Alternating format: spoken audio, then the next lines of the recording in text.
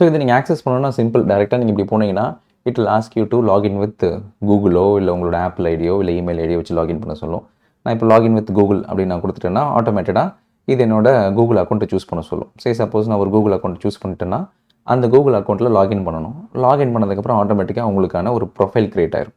So once அந்த profile create ஆனதுக்கப்புறமா டேரெக்டாக அவங்களோட மொபைல் ஓடிபி கேட்கும். ஸோ நான் இப்போ மொபைல் நம்பர் என்டர் பண்ணுறேன்னு வச்சுப்போமே.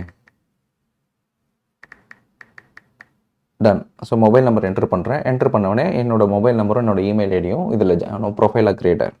ஸோ இப்போ நான் எனி ஸ்பெசிஃபிக் கோர்ஸ் நான் என்ரோல் பண்ணுறேன்னா டேரெக்டாக இப்போ வந்துடும். சே ஃபார் அன் எக்ஸாம்பிள், இப்போ நான் வந்து எனக்கு கிரிப்டோனாலே என்னன்னு தெரியாது, பட் இந்த கிரிப்டோவோட கோர்ஸ் நான் கற்றுக்கணும்னு விரும்புகிறேன்னா டேரெக்டாக நீங்கள் இந்த கிரிப்டோ கோர்ஸில் போனீங்கன்னா இந்த கெட் ஃப்ரீ அப்படின்னு ஒரு ஆப்ஷன் இருக்கும். ஸோ நான் டேரெக்டாக கெட் ஃப்ரீ அப்படின்னு கொடுத்துட்டேன்னா சக்ஸஸ் யூ ஹவ் என்ரோல்ட் அப்படின்னு வந்துடும்.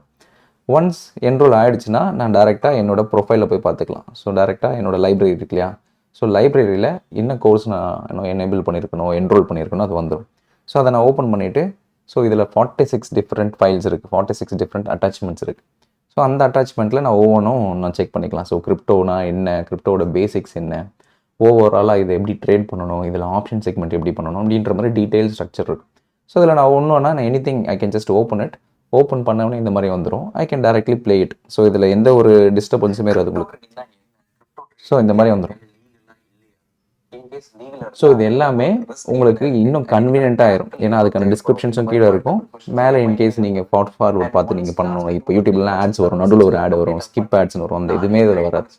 வித்தவுட் எனி ஆட்ஸ் டேரெக்டாக நீங்கள் கற்றுக்கிற மாதிரி இருக்கும். ஸோ ரெண்டாவது, இதை நீங்கள் ஆஃப்லைன்லேயும் கற்றுக்கலாம், ஆன்லைன்லேயும் கற்றுக்கலாம். இன்கேஸ் நான் இதை டவுன்லோட் பண்ணி வச்சுட்டு அதுக்கப்புறமா நான் பார்க்க விரும்புகிறேன்னா நீங்கள் அதை கூட இதில் பண்ணிக்கலாம்.